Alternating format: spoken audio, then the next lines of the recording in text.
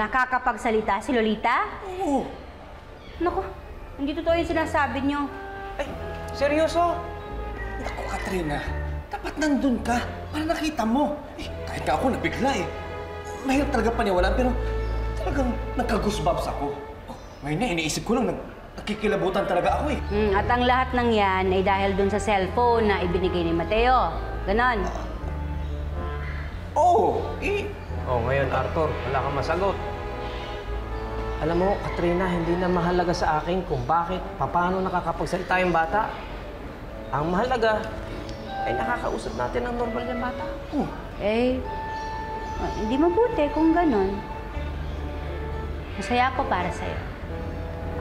Talaga bang masaya ka? Oo naman. Parang hindi Inaamin ko, nahihirapan akong tanggapin si Lolita. Siguro kasi lumaki siya kay Tisay. Alam mo namang galit na galit ako dun sa babaeng yun. Hindi mo ako masisisi. Nadadala ko yung galit ko dun sa bata. Katrina, tinitiyak ko sa iyo, si Tisay at si Lolita ay magkaiba. Bigyan mo lang ng pagkakataon yung bata na makilala mo na gusto. Malalaman mo, mabait yung bata. Sana na may gawin mo, Ire. Hindi na para sa akin, pero para kay Carmela.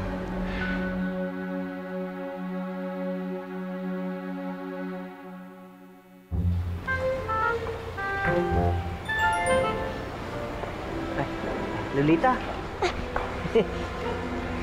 Kasama ko ang tita Katrina mo. O hindi mo siya babatiin? Alalay, chika. Kamusta sa tita Katrina? Nakakapagsalita na nga, ano?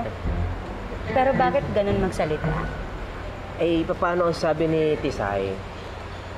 Madalas iniiwan niya si Lolita sa parlor. Medyo na-pick up yung lengguwahe.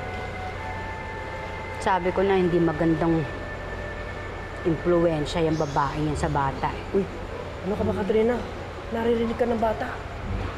Masabi kilalanin mo na mabuti si Lolita.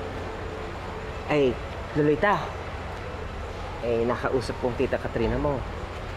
Doon ka muna magpapahinga. Doon ka muna magbabakasyon, ha?